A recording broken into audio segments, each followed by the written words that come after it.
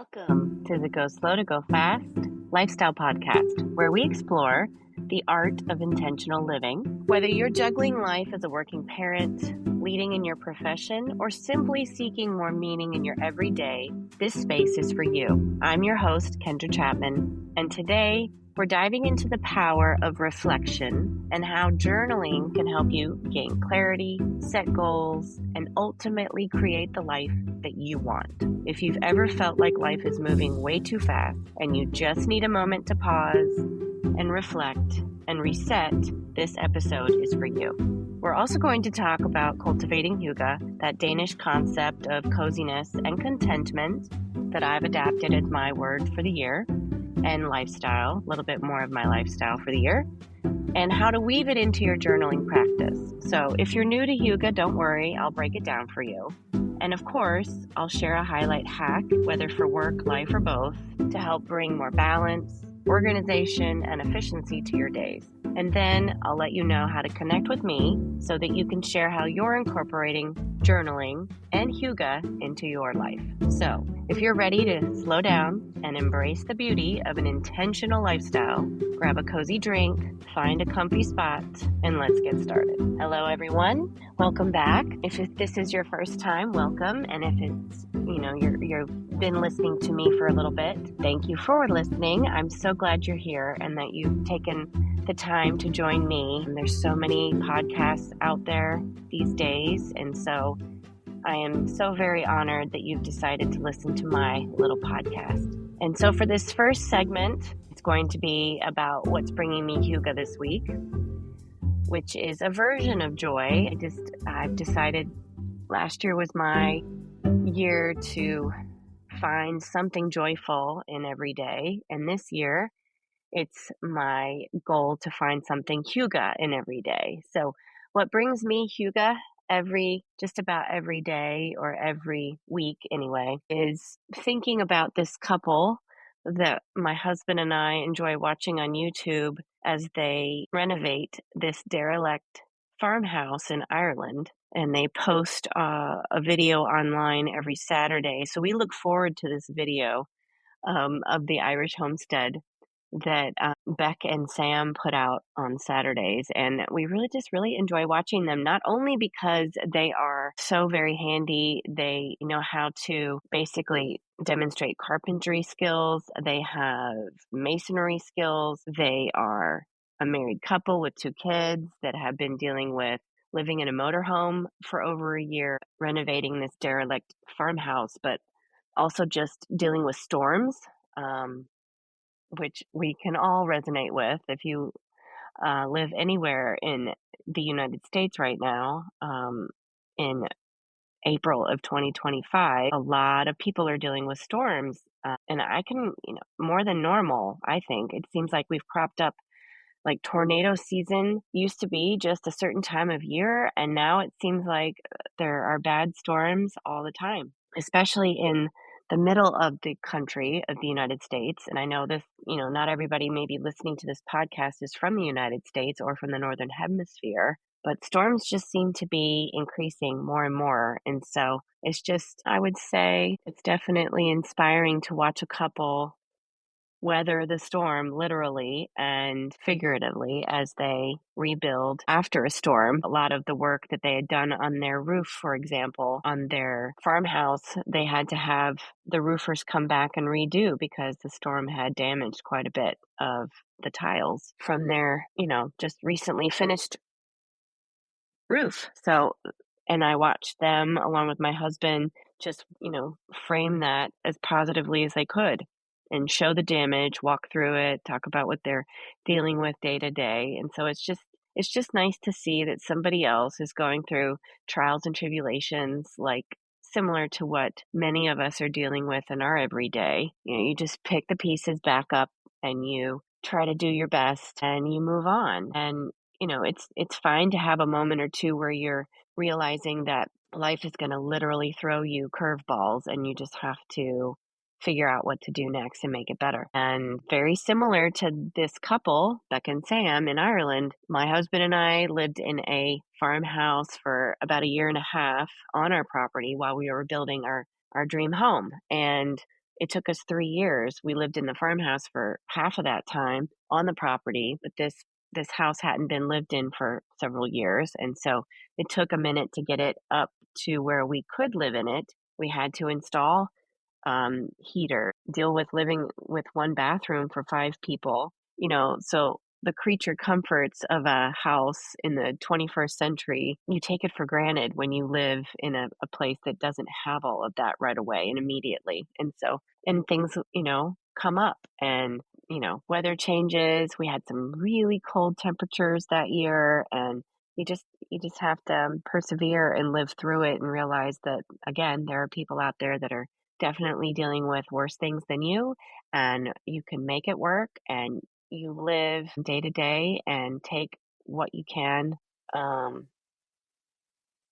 as a celebration. You take your small wins and you realize that you can celebrate the little things. And I can remember, now that we're living in this dream home and we love our house, there are still things that we are dealing with because not every part of the construction is done. We have to still bring in some help to finish up some trimming, and we're still realizing that with a log home, there's settling and cracking of the logs and things that you just didn't think about until you live it. And so there's always going to be something. There's always going to be a challenge in your life, and it's how you deal with it. It's how you decide to take every challenge day by day, and what you choose to do with it is how you live your life, right? And so that's what's bringing me Huga today and this week is just realizing what I have in common with at least one other couple across the sea who dealing with their challenges and making the best of it, right? They're taking lemons and turning them into lemonade. And that's all I can hope that I'll do and I'll bring to my day and model for my kids and be able to turn my day, anything that comes up that might be lemons, into lemonade. So we definitely admire their work ethic and perseverance, although they are much more handy than we were. It's not like that we're not putting up drywall and stonework. We can definitely admire their handiness and marvel at their positive attitudes. But every now and then they talk about their challenges and what they're going through too. So it's just nice to see everybody's going through those things and just remember that it's okay and this too shall pass. And so for segment 2, I wanted to talk about journaling. Hey guys, I'm going to pause this for a minute and just let you know that I also have a YouTube channel where I post the videos of this podcast sometimes when I am on camera. And I was actually showing parts of the journals in this podcast. So just letting you know, if you want to go on, it's at Kendra Chapman Living 123 if you want to check those out. But you can also go online and look up the Full Focus Planner if you want to see that in more detail. All right, thanks. Back to the show. I've been journaling for probably a good, I would say definitely 20 years, actually more than that. I can remember journaling when I was in middle school. I actually drew comic strips of my friends and would note things that happened during the school day and turn them into comic strips and talk about scenarios in my journaling of, meeting my heroes and what that would be like.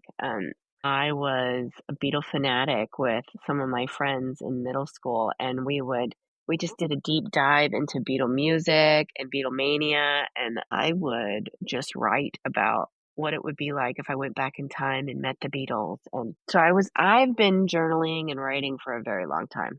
I see my own children who are in 4th grade already doing that now too, because like the Diary of a Wimpy Kid, that's become very popular with them, and they read the books and they watch the shows, and they also like Captain Underpants, the cartoons and the comics. So they're into that. Like one of mine is writing his own book, and I think he's written several books. And so, journaling is definitely in my blood, and I'm happy to see that my kids are into that too. But this week, doing a deep dive into researching journals, let's be honest, I love a good journal, basically. I'm doing it all the time. So but whether it's for tracking medical appointments or setting life goals or organizing my day-to-day tasks, I've been exploring different styles and formats to find the ones that work best for me. And there's something about just putting pen to paper that helps clear that mental clutter and it brings a sense of calm and focus. So finding a journal that feels good for me to use is definitely exciting. Like I really like a good cover of a journal. Like that is important to me. It can be plain, but I like, picking out certain colors that I like.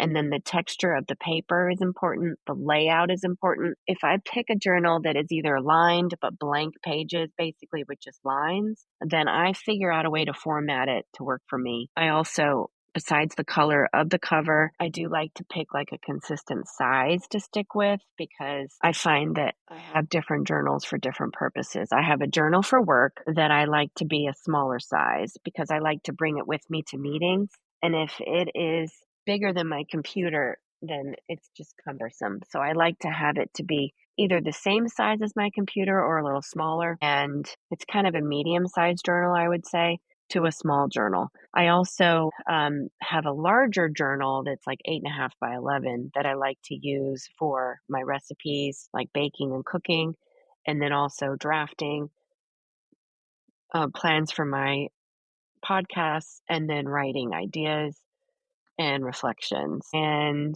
I've tried to section that out in maybe like 3 different sections.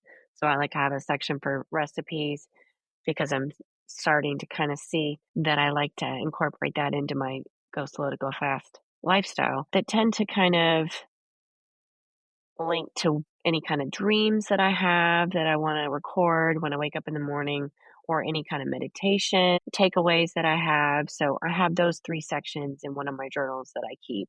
So right now, and then I also found a medical journal. I want to start looking at keeping track of medical appointments all in one place because I'm kind of losing track of time and when I had my last mammogram or my last major milestone checks. So I want to make sure that I'm keeping track of those medical appointments all in one place and over the years. So I know when I had those, when the doctors ask, when was your last blah, blah, blah. So, but I was watching this guy on YouTube, interesting videos out on YouTube, and I've recently followed him, subscribed to his channel.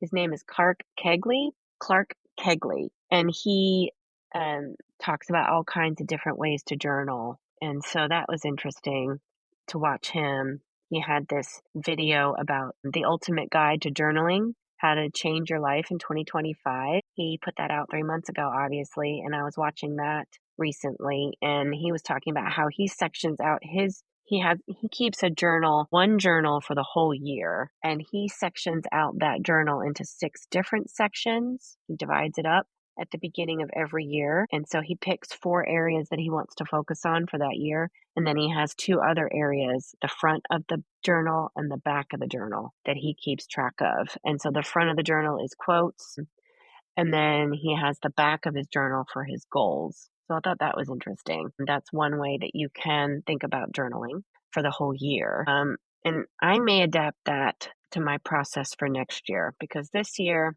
I've really continued to embrace a method that I've been using for work, that I've been keeping track of, and it's like a quarterly process. Money, I think it's just kind of journaling overdrive. And so I really want to take the time to go through and really think about what parts of these journals am I really using. And so I've been using the Michael Hyatt process, the full focus method, for probably the last 4 years, going on 5, since 2020, because when I came into Tennessee in 2020 and with a new position, new principalship in Nashville, I had a professional development using this full focus method.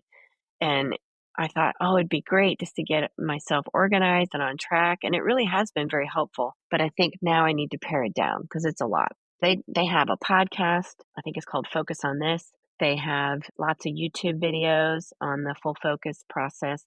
And then they have lots of different journals that they offer. And it's great if you really need a lot of prompting and structure and methods on how you want to set up your journaling process and your reflection. And it's really goal oriented. So if you really need to get focused and get structured, that is a good method. And I needed that in 2020 and 2021. I really needed a system. But if you already have a system and you know what you want, then you can set up a journal however, the way you want it. So think about how you have been using a journal. And if you haven't been and that you're interested in, think about the things that you want to focus on. Picking the right journal, because, that is really where you want to start thinking about what components you want to incorporate in a journal. And so these are a few to consider. Purpose. Are you looking for a daily planner, a gratitude journal, a goal setting workbook, or something free form that you just want to use for brain dumps and reflection? So knowing your purpose will definitely help you narrow down your options. As we go into April, that I'm recording this, it's the beginning of April, which means it's technically, if you think about the year starting in January, it's the second quarter of the year. If you were setting goals at the beginning of 2025 in January and you feel like you've already kind of fallen off that bandwagon, or you haven't really gone back to look, how am I doing on these goals? What do I need to do next? You didn't really have a system. You just picked a word for the year, whatever your process. This is a time where you can kind of revisit what you wanted to accomplish at the beginning of 2025 and then maybe what you want to fine tune now. So this could be a good time to set up a journal system, to reflect, or to start setting goals and then reflect. So thinking about your purpose, what do you want to have in a daily journal or whatever kind of planner you want to set up? Number 2, format. Do you prefer line pages? Do you want to have a dot grid, or do you want it to be completely blank? Do you want your pages to be blank? So if you're a visual thinker, a bullet journal with dot grids might be your best bet. If you love structure, a guided journal with prompts would be a great fit. And that full focus planner definitely has a lot of guided systems, everywhere from goal setting to daily pages to weekly reminder of, let's reflect on the things that worked and didn't work. Why? What do you want to think about moving forward? Like, it's very system driven. Number 3, size and portability. Do you want something small enough to toss in your bag, or do you want a large journal that stays on your desk? So think about the size. Like I was saying earlier, I really like to have a small journal for work that I can take to meetings with me and keep track of, but it's not too small that I lose. But then I have my other journal that is that I use for my brain dumps and my reflection day to day at home. So this is the full focus journal. And someone else had purchased a full focus for a little bit. And then they had given me this because they sell these as well, where they can hold your pen or pencil, whatever you writing utensils, they can hold 2 of them. This is the full focus planner. It is nice and portable, but they have different sizes. You can get it in all different types of sizes. You can go big and you can go smaller than this, but this is the medium size. And it has everything from a weekly preview of, like, think about your week and what you want to accomplish, to daily pages, a week at a glance. They actually have a year at a glance. Thinking about that size and portability. Do you want one that's on the go, compact, or do you want something that's digital? You may not want something that you have in your hand that's tangible, and you want to have a digital journal. You can do that too. Number 4, aesthetic and feel. Let's be real. If you don't love how it looks and feels, then you're probably not going to use it consistently. So find something that sparks joy when you open it up or when you access it online. And 5, extras. Do you need a journal with pre-printed dates? Because that definitely is time consuming to fill it up. But some people, they just like that process. Do you want a ribbon? This one has 2 ribbon bookmarks, one for goals that you can use if you want, and one to set your daily page is the way I use them. But a built-in pocket for storing notes and keepsakes is also something that a lot of planners have. I have that in the back of this. It has a little pocket that I can keep sticky notes in, or maybe a little handy reminder of maybe my master schedule for my school, so I can see the times really quickly. That's really small and handy. Whatever look for is that you want to have that's pint size and portable. And anything else that would make it more enjoyable and practical to be thinking about. Inserts, removable, reusable pieces like this pen and pencil holder pouch would be a removable, reusable thing that I take with me into the next journal, because these are only for a quarter, so they're 3 months. But you can, obviously think about how often you want to reset up a journal and use it. I've also thought about zip portfolios. That is something that I have researched and found to be useful for meetings as well. I can throw my little journal into a zip portfolio, kind of like a trapper keeper if you think about it from the 80s, but it's like larger. You can put more things in it. You can put a phone in a pocket. You can take some files with you if you need to a meeting and carry it with you, and it still looks professional and it's portable, and keep everything together.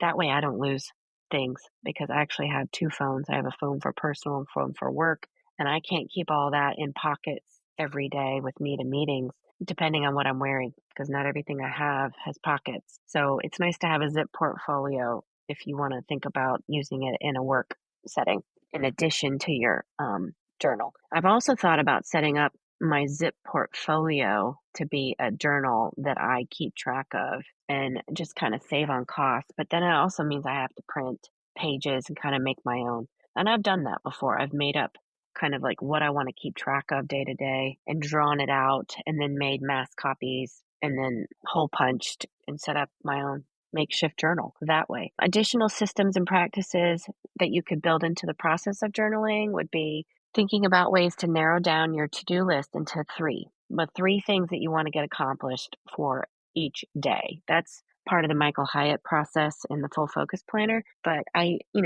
always think in threes because I have triplets, and three is a very sacred number in many cultures. And I just think it's easier to remember three, no more, no less. It's easy to remember three things. So if you think about the three things, if you want to, and this is part of the Michael Hyatt process too, write all the things that you got to get done in a day. Then filter out three things off of that to-do list that are the major things. If you can get those three things done, you should feel productive. If nothing else, you get the three things that are major on that list done, that'll help you, because you're not going to get everything done in your to-do list every day. It's just not going to happen. It's not possible. But if you can narrow it down to three things, then you'll feel more productive if you get those three things done. Reflecting on what works and doesn't is definitely helpful. I started that back when I was doing my instructional coaching process back in, I think it was 2010, 2011. It was like we were working on, even before that, maybe 2009, I was working on that kind of stoplight method of what do you want to stop doing? What do you need to start doing? And what do you want to keep doing? And I've actually seen that in the Michael Hyatt system too, of just things that are working and not working is another way to think about it. And you can do that at the end of your day. You can do that at the end of your week. You can do that at the end of your month, end of your quarter, end of your year, however you want to capture that and reflect. But it always helps if you set goals first, because then you can track your progress and then reflect on how it's going.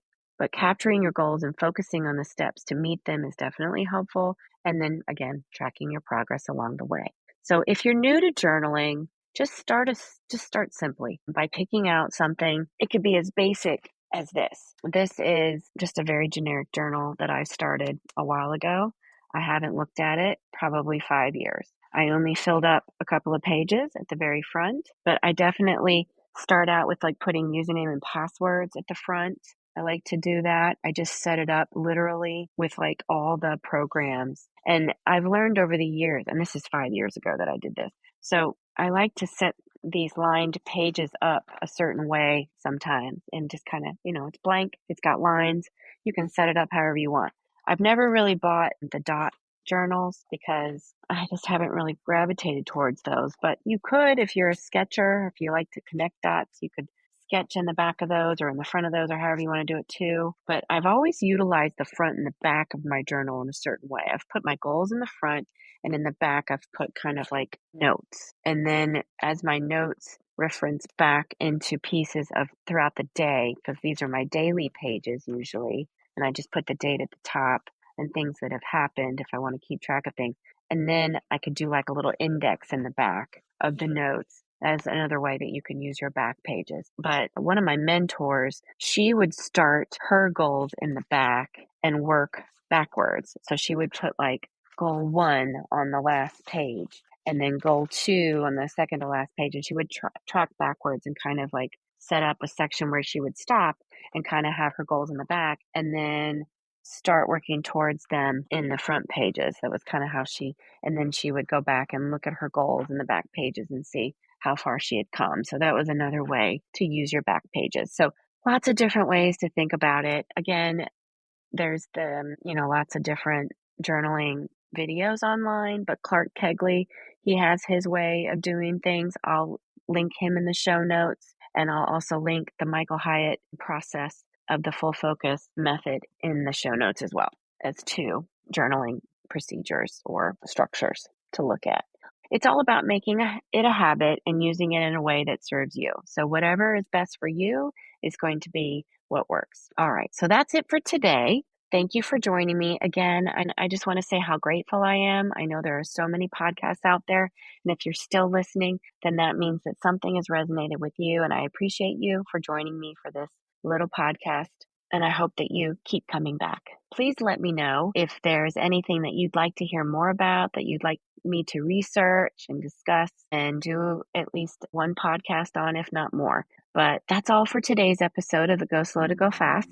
And so I'd love to hear from you. What's the one thing that's bringing you hygge this week? Are you a journal lover like me? Or is this something new that you want to try for the first time? Let's keep the conversation going. You can always email me and give me feedback at coachingwithkendrachapman@gmail.com. You can check out my website that I'm continuing to build. I'm going to be adding some courses soon. I'm getting ready to start up a newsletter that will be sharing content from this podcast as well as additional content that I come up with as I continue to journal and write. And I'm hoping that with your feedback that will help that content to evolve.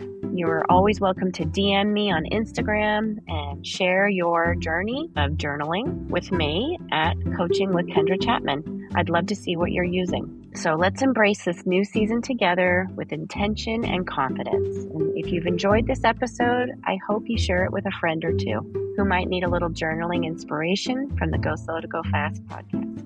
And as always, stay connected and remember, take it slow, be intentional, and embrace the season you're in. The rest and reflection in me honors the rest and reflection in you. And as you head into the next week, may your thoughts be clear, your intentions be strong, and your light shine through. Until next time, take care, keep leading with purpose, and remember, go slow to go fast. Thanks for listening.